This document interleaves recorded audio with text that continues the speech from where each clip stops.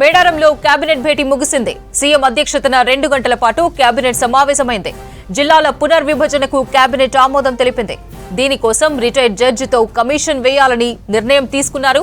పొట్లపాడు ఎత్తిపోతల పథకానికి కేబినెట్ ఆమోదం తెలిపింది. మేడారంలో శాశ్వత భవనాల నిర్మాణానికి కేబినెట్ ఆమోదం తెలిపినట్లు తెలుస్తోంది. మేడారంలో కేబినెట్ భేటీ ముగిసింది. సీఎం అధ్యక్షతన 2 గంటల పాటు కేబినెట్ సమావేశమైంది. జిల్లాల పునర్విభజనకు కేబినెట్ ఆమోదం తెలిపింది. దీనికోసం రిటైర్డ్ జడ్జితో కమిషన్ వేయాలని నిర్ణయం తీసుకున్నారు. పొట్లపాడు ఎత్తిపోతల పథకానికి కేబినెట్ ఆమోదం తెలిపింది. మేడారంలో శాశ్వత భవనాల నిర్మాణానికి కేబినెట్ ఆమోదం తెలిపినట్లు తెలుస్తోంది. మరింత సమాచారం యాదగిరి లైవ్ లో అందిస్తారు. యాదగిరి, కేబినెట్ భేటీ ముగిసింది కదా, ఏ అంశాలపై చర్చించారు? అపర్ణ, మేడారంలో నిర్వహించినటువంటి ఈ కేబినెట్ సమావేశం కొద్దిసేపటి క్రితమే ముగిసింది. అంటే దాదాపు 2 గంటలకు పైగా ఈ కేబినెట్ సమావేశం కొనసాగింది. ఈ కేబినెట్ సమావేశంలో పలు కీలకమైనటువంటి అంశాల మీద చర్చించి నిర్ణయం తీసుకున్నారు. అయితే ఇందులో మేజర్గా ఇవాళ జరిగినటువంటి ఈ కేబినెట్ సమావేశంలో మొత్తం 18 అంశాల ప్రధాన ఎజెండాగా ఈ కేబినెట్లో నిర్వహించారు. అయితే ఇందులో మేజర్గా హ్యామ్ రోడ్స్కు సంబంధించినటువంటి దాని మీద కేబినెట్లో చర్చించారు. తర్వాత జిల్లాల పునర్వ్యవస్థీకరణకు సంబంధించిన దాంట్లో ఇప్పటికే ప్రభుత్వం గత ప్రభుత్వ హయాంలో ఈ జిల్లాలు ఇష్టానుసారంగా ఈ జిల్లాలను విభజించారు. దీనివల్ల పబ్లిక్ ఇబ్బంది పడుతున్నారు. సో ఈ అంశంలో ప్రజల నుంచి కూడా కొన్ని వినతులు కూడా వస్తున్నాయి ప్రభుత్వానికి. సో దీన్ని దృష్టిలో పెట్టుకొని ఈ జిల్లాల విషయంలో కూడా కొంత స్పష్టత రావాలి, తర్వాత అందులో పునర్విభజన చేయాలి అని చెప్పేసి ప్రభుత్వం నిర్ణయించింది. కాబట్టి దీనికి సంబంధించి ఎక్కడెక్కడ ఇబ్బంది పడుతూ ఉన్నారు ఏంటి అనే దాని మీద రిటైర్డ్ జడ్జితో కమిటీ ప్రత్యేకంగా ఒక కమిటీ కూడా నియమిస్తామని చెప్పారు. కాబట్టి దానికి సంబంధించి ఇవాళ జరిగినటువంటి కేబినెట్ సమావేశంలో ఈ కమిటీ వేయాలని చెప్పేసి ఇవాళ ఈ కేబినెట్ ఆమోదం తెలిపినట్టు తెలుస్తా ఉన్నది. ఇక దీంతో పాటు ఏదైతే ఈ మేడారం జాతరకు సంబంధించి ఇప్పటికే గతంలో ఎప్పుడు లేని విధంగా ఇక్కడ మేడారంలో సమ్మక్క సారలమ్మ జాతరకు సంబంధించినటువంటి ఇక్కడ అభివృద్ధి పనులకు కాంగ్రెస్ ప్రభుత్వం శ్రీకారం చుట్టింది. దాదాపు 300కు పైగా కోట్లతో ఇక్కడ అభివృద్ధి పనులను చేసింది. సో రాబోయే రోజుల్లో కూడా ఇక్కడ ఈ మేడారం జాతరకు సంబంధించిన దాంట్లో ఎట్లాంటి నిర్ణయాలు తీసుకోవాలి, జాతరకు సంబంధించినటువంటి అంశాలలో ప్రభుత్వం ఎట్లా ముందుకు వెళ్ళే అవకాశం ఉంటుంది, తర్వాత గిరిజన అభివృద్ధికి సంబంధించినటువంటి అంశాలలో ప్రభుత్వం ఎట్లాంటి ప్రయారిటీ ఇస్తుంది అనే దాని మీద కూడా ఇవాళ జరిగినటువంటి కేబినెట్ సమావేశంలో చర్చించి దాని మీద కూడా పలు అంశాల మీద నిర్ణయం తీసుకున్నట్లు తెలుస్తూ ఉన్నది. ఇక ఇందులో పొట్లపాడు ఎత్తిపోతల పథకానికి సంబంధించినటువంటి దానికి కూడా కేబినెట్ ఆమోదం తెలిపినట్లు తెలుస్తూ ఉన్నది. ఇక మేడారంలో ఈ శాశ్వత భవనాలకు సంబంధించినటువంటి ఇక్కడ మేడారం జాతరకు సంబంధించిన దాంట్లో పెద్ద ఎత్తున ఇక్కడ భక్తులు వస్తూ ఉంటారు. కాబట్టి ఇక్కడ ఈ భవన నిర్మాణానికి సంబంధించిన దాంట్లో కూడా పలు కీలకమైనటువంటి నిర్ణయం కూడా తీసుకున్నట్లు తెలుస్తూ ఉన్నది. అంటే ఇక్కడ భవన నిర్మాణాలకు సంబంధించి ఎట్లా ఉండాలి ఏంటి, సో ప్రభుత్వ నిబంధనలు ఏం చెప్తున్నాయి అనే దాని మీద కూడా ఇవాళ జరిగినటువంటి కేబినెట్ సమావేశంలో చర్చించి నిర్ణయం తీసుకున్నట్లు తెలుస్తూ ఉన్నది. ఇక వీటితో పాటు మనకు ఇవాళ జరిగినటువంటి దాంట్లో ఈ మున్సిపల్ ఎన్నికలకు సంబంధించిన దాంట్లో ఇప్పటికే ఈ మున్సిపల్ ఎన్నికలకు సంబంధించి రిజర్వేషన్లు కూడా ఆల్రెడీ ఖరారయ్యాయి. కాబట్టి మున్సిపల్ ఎన్నికలు ఎప్పుడు షెడ్యూల్ ఇవ్వాలి ఏంటి, తర్వాత ఈ ఎలక్షన్స్ ఎప్పుడు జరిగితే బాగుంటుంది, ఎప్పుడు నిర్వహించాలనే దాని మీద కూడా కేబినెట్ సమావేశంలో చర్చించి నిర్ణయం తీసుకున్నట్టు తెలుస్తూ ఉన్నది. ఇక ఇందులో మేజర్గా మనకు ఈ మున్సిపల్ ఎన్నికలకు సంబంధించి ఫిబ్రవరి 10లోపు ఎన్నికలు జరుగుతాయని తెలుస్తా ఉన్నది. దీనికి సంబంధించి మంత్రులు కూడా మరికొద్దిసేపట్లోనే ప్రత్యేకంగా మీడియా సమావేశం పెట్టి ఆ సమావేశంలో కేబినెట్ నిర్ణయాలు ఏంటి, ఈ మున్సిపల్ ఎన్నికలకు సంబంధించిన దాంట్లో ఎలాంటి నిర్ణయం తీసుకున్నారు, తర్వాత ఇరిగేషన్కి సంబంధించినటువంటి అంశాలలో ఎట్లాంటి నిర్ణయాలు తీసుకున్నారు, ఇక ప్రభుత్వం అమలు చేస్తున్న పథకాల విషయంలో, తర్వాత మేడారం అభివృద్ధి పనులకు సంబంధించిన దాంట్లో ఇట్లా ఈ అన్ని అంశాలకు సంబంధించిన దాంట్లో కూడా ఈ 18 అంశాలలో ఏవేవి చర్చించారు, ఏవేవి ఆమోదం తెలిపారు, ఎలాంటి నిర్ణయాలు తీసుకున్నారు అనేది మరికొద్దిసేపట్లోనే మంత్రులు ప్రత్యేకంగా సమావేశం నిర్వహించి ఆ సమావేశంలో పూర్తి స్థాయిలో ఈ అంశాల మీద క్లారిటీ ఇచ్చే అవకాశం ఉంటుంది. అపర్ణ, మేడారం అభివృద్ధి పనులను పరిశీలించారు ముఖ్యమంత్రి. మంత్రులతో కలిసి ఆలయ పరిసరాలు పరిశీలించారు. యుద్ధ ప్రాతిపదికన పనులు పూర్తి కావాలని ఆదేశించారు. ఇటు భద్రతపై సమీక్షించిన ముఖ్యమంత్రి సీసీ కెమెరాల పనితీరును పరిశీలించారు. రేపు ఫ్యామిలీతో కలిసి వనదేవతలను దర్శించుకోనున్నారు రేవంత్. మేడారం పర్యటనలో ఉన్నారు ముఖ్యమంత్రి రేవంత్ రెడ్డి. జాతర ఏర్పాట్లను పరిశీలించారు. 28 నుంచి మేడారం జాతర ప్రారంభం కావడంతో యుద్ధ ప్రాతిపదికన జరుగుతున్న పనులను క్షుణ్ణంగా పరిశీలించారు. తొలుత ఖమ్మం నుంచి మేడారానికి వచ్చిన ముఖ్యమంత్రి పోలీసుల గౌరవ వందనం స్వీకరించారు.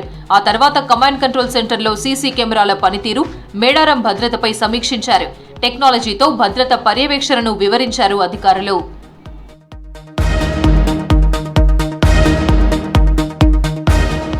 మేడారం వెళ్లిన సీఎం మంత్రులతో కలిసి జంపన్న వాగును పరిశీలించారు.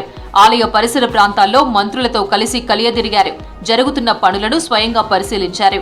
28న జాతర ఉండడంతో వారం ముందే పనులు పూర్తి కావాలని ఆదేశించారు రేవంత్ రెడ్డి. రేపు మేడారంలో గద్దెలను ప్రారంభించనున్నారు ముఖ్యమంత్రి రేవంత్ రెడ్డి. ఉదయం ఫ్యామిలీతో కలిసి వనదేవతలకు బంగారం సమర్పించనున్నారు. ప్రత్యేక పూజలు చేయనున్నారు ముఖ్యమంత్రి రేవంత్ రెడ్డి.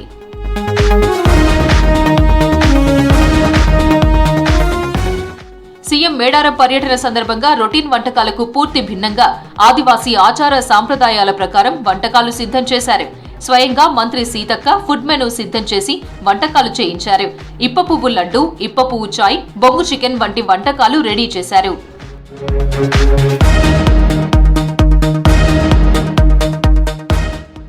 మేడారం పర్యటనలో ఉన్న మంత్రి కోమటిరెడ్డి వెంకటరెడ్డి అమ్మవారికి బంగారం సమర్పించారు. మేడారంలో శాశ్వత నిర్మాణాలు చేపట్టామన్నారు కోమటిరెడ్డి. ప్రపంచంలోనే అతిపెద్ద గిరిజన జాతరను అత్యంత భక్తి శ్రద్ధలతో నిర్వహిస్తున్నామని చెప్పారు. బీఆర్ఎస్ పార్టీని ప్రజలు నమ్మే పరిస్థితి లేదన్నారు సీఎం రేవంత్ రెడ్డి. భద్రాచలం ఆలయానికి 100 కోట్లు ఇస్తామన్న కేసీఆర్ రూపాయి ఇవ్వకుండా మోసం చేశారన్నారు. వచ్చే మున్సిపల్ ఎన్నికల్లో సత్తా చాటుతామని చెప్పారు.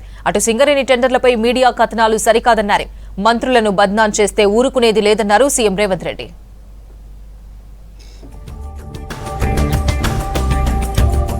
వచ్చే మున్సిపల్ ఎన్నికల్లో విజయం తమదేనన్నారు రేవంత్ రెడ్డి. రెఫరెండం అన్న ప్రతిసారి బీఆర్ఎస్ ను ప్రజలు బొంద పెట్టారని గుర్తు చేశారు. ఆ పార్టీని ప్రజలు నమ్మే పరిస్థితి లేదన్నారు రేవంత్ రెడ్డి. రాబోయే 10 ఏండ్లు తమదే అధికారమన్నారు. ఖమ్మం జిల్లా పాలేరులో పర్యటించిన సీఎం రేవంత్ 362 కోట్లతో చేపట్టనున్న అభివృద్ధి ప్రాజెక్టులకు మంత్రులతో కలిసి శంకుస్థాపనలు చేశారు. భద్రాచలం ఆలయానికి 100 కోట్లు ఇస్తానని చెప్పి రూపాయి ఇవ్వకుండా కేసీఆర్ మోసం చేసిన విషయం మరవద్దన్నారు సీఎం. తన రాజకీయ ప్రయాణం తొలుత ఖమ్మం జిల్లాలోనే మొదలైందన్నారు. రేపు జరగబోయే మున్సిపల్ ఎన్నికలలో ఖమ్మం జిల్లా 100% కాంగ్రెస్ పార్టీ జెండా ఎగరాలి, బీఆర్ఎస్ ను బొందబెట్టాలి.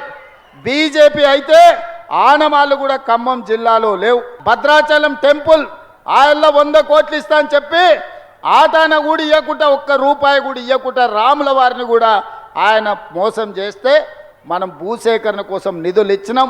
సింగరేణి కోల్ మైన్ టెండర్లలో అవినీతి జరిగిందని కొన్ని పత్రికలు కథనాలు రాయడంపై ఆగ్రహం వ్యక్తం చేశారు సీఎం.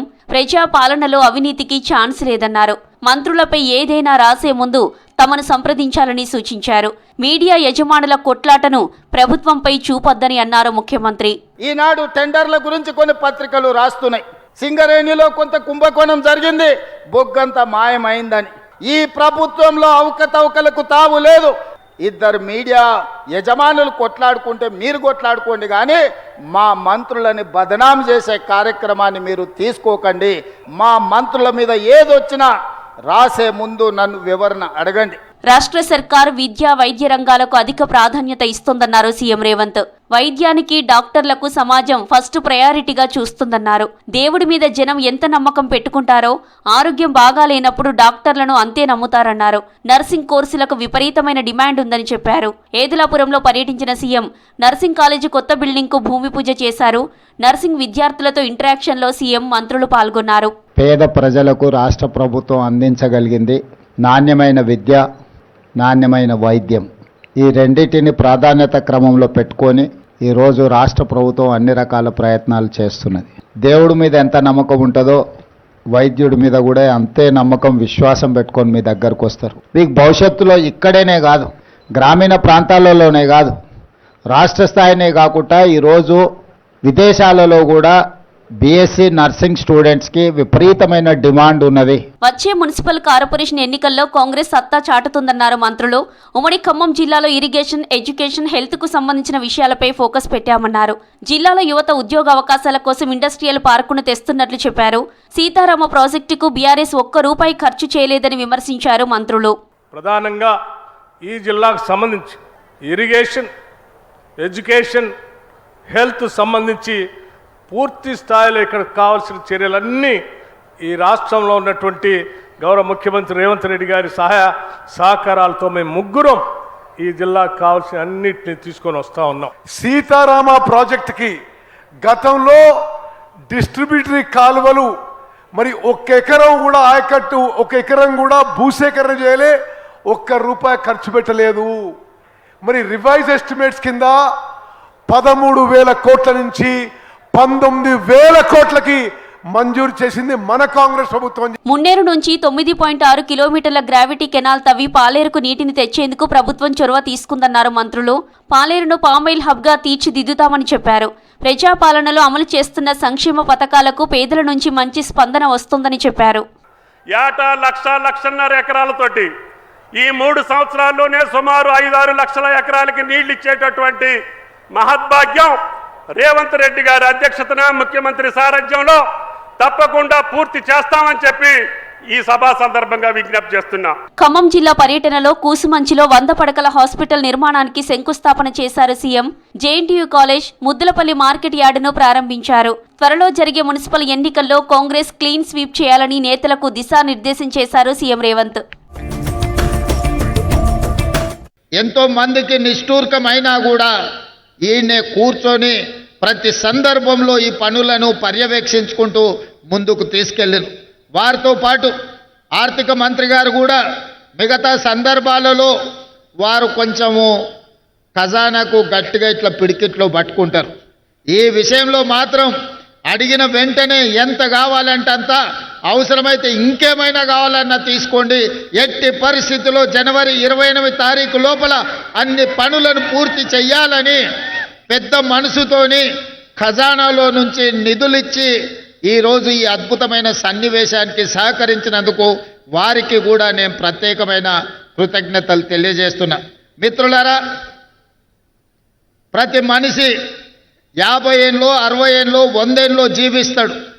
కానీ అతను మరణించిన రోజు అతని కుటుంబ సభ్యులు కానీ అతనికి తెలిసిన వాళ్ళు కానీ అతను జీవిత కాలంలో ఏమైనా ప్రజలకు ఉపయోగపడే పని చేసిండా అని వెనుదిరిగి చూసుకుంటే చాలామంది జీవితాలలో శూన్యం కనిపిస్తుంది. కానీ నాకు ఒకవేళ ఏ రోజైనా మరణం అంటూ వస్తే ఆ రోజు వెనక్కి తిరిగి చూసుకున్నప్పుడు సమ్మక్క సారలమ్మ జాతరకు అద్భుతమైన ఏర్పాట్లు చేసి గిరిజనులకే కాదు గిరిజనేతర సోదరులకు కూడా ఒక మంచి పుణ్యక్షేత్రాన్ని అందించిన అనే సంతృప్తి మిగులుతుంది. ఇది అరుదైన అవకాశం. 800 సంవత్సరాల చరిత్ర కలిగిన సమ్మక్క సారలమ్మలు కాకతీయులపై పౌరుషాన్ని ప్రదర్శించి కాకతీయుల మీదనే కత్తి దూసిన ఆడబిడ్డలకు గొప్పగా ఈ ఏర్పాట్లు చేయడము నాకు జీవితకాలం గుర్తుండిపోయే సందర్భం. అందుకే ఈనాడు మొత్తం మంత్రివర్గాన్ని రాష్ట్ర ప్రభుత్వాన్ని ఇక్కడికి తీసుకొచ్చి సమ్మక్క సారలమ్మ సన్నిధిలో 2023 ఫిబ్రవరి 6 తారీఖు నాడు ఏ మొక్కైతే మొక్కినమో ఈనాడు ఆ మొక్కును చెల్లించుకున్నాము. ఈ సంతృప్తి జీవితకాలం గుర్తుంటుంది. ఖచ్చితంగా ఇక్కడ ఒక తిరుపతి స్థాయిలో ఒక కుంభమేళ స్థాయిలో భక్తులు నిరంతరం ఇక్కడికి వస్తూనే ఉంటారు. వాళ్ళకు కావలసిన ఏర్పాట్లన్నిటిని కూడా ఈరోజు అభివృద్ధి చేస్తాం. జంపన్న వాగు అభివృద్ధి కాదు, ఈ ప్రాంతంలో పుణ్యక్షేత్రాన్ని దర్శించుకోవడానికి వచ్చే వాళ్లకు అన్ని రకమైన వసతులను ఈరోజు మనం చేసుకోదలుచుకున్నాం. అదేవిధంగా రామప్ప నుండి లక్కవరం వరకు పైప్ లైన్తో జంపన్న వాగులో నిరంతరం నీళ్లు ఇస్తాం. దీనికి సంబంధించిన నిధులు కూడా భక్తులకు కూడా భక్తులకు స్నానాలు చేయడానికి పవిత్ర స్నానం చేసి సమ్మక్క సారలమ్మను సందర్శించుకోవడానికి అవసరమైన నీళ్లను రామప్ప లక్కవరం చెరువు నుంచి ఇక్కడి వరకు పైప్ లైన్ వేసి శాశ్వతంగా నీటి సమస్యను కూడా ఈరోజు మనము ఏర్పాటు చేయాలని అనుకుంటున్నాం. అందుకే మిత్రులారా, ఎవరేమనుకున్నా నాకేమి బాధ లేదు. ఒక మంచి పని చేసినప్పుడు మిగిలే సంతృప్తి అన్నిటికంటే మించింది. అందుకే ఈనాడు ఇంత ఆలస్యమైన వేలాది మంది ఈరోజు ఇక్కడ ఎదురు చూస్తున్నారు అని అంటే ఒక మంచి పని చేసినందుకు మీరందరూ ఆశీర్వదించడానికి వచ్చిండ్రు అని నేను భావిస్తున్నా. రేపు ఉదయం సమ్మక్క సారలమ్మ గుడిని ప్రారంభించుకొని భక్తులకు అంకితం చేస్తాం. ఇంకా ఉన్న పనులన్నిటిని కూడా తొందరలోనే పూర్తి చేసి నిరంతరం ప్రతి సంవత్సరం ఇక్కడికి కోట్లాది మంది భక్తులు వచ్చే విధంగా ఈ ప్రాంతాన్ని అభివృద్ధి చేస్తాం. తప్పకుండా మా గిరిజన అదేవిధంగా ఆదివాసీ శాసనసభ్యులతో పాటు గిరిజనేతర మంత్రులందరూ కూడా ఈనాడు సమ్మక్క సారలమ్మ పౌరుషాన్ని నింపుకొని ప్రజా పాలనను పేదలకు అందించి పేదలను ఆదుకునే సంక్షేమ అభివృద్ధిని ఈ రాష్ట్రాన్ని ముందు బాగానే ఉండి నడిపిస్తున్నందుకు వారందరికీ మనస్ఫూర్తిగా ధన్యవాదాలు తెలియజేస్తూ, ఇంత ఆలస్యమైన ఇన్ని వేలాది మంది ఇక్కడ ఉండి అదేవిధంగా మా ఆదివాసీ కళాకారులందరూ కూడా మమ్మల్ని అందరినీ వాళ్ళ నైపుణ్యాన్ని ప్రదర్శించినందుకు కళాకారులను కూడా మనస్ఫూర్తిగా అభినందిస్తూ మీ అందరి దగ్గర సెలవు తీసుకుంటున్న ధన్యవాదాలు మిత్రులారా.